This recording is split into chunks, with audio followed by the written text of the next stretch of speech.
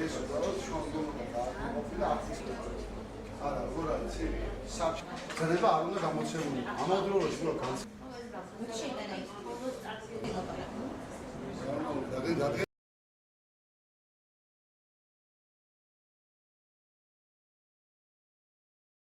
მოვითხოვეთ უმაღლესი საბჭოს დადგენილების ბათილდაცნობა.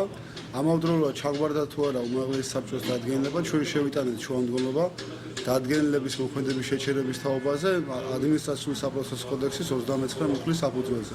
სასამართლომ დააკმაყოფილა ჩვენი შუამდგომლობა აქტის მოქმედების შეჩერების თაობაზე 39 მუხლის საპროცესო კოდექსის ამბობს, რომ სასამართლო იმ შემთხვევაში დააკმაყოფილებს შუამდგომლობას აქტის მოქმედების შეჩერების თაობაზე, თუ აქვს გონივრული ეჭვი აქტის კანონიერების თაობაზე.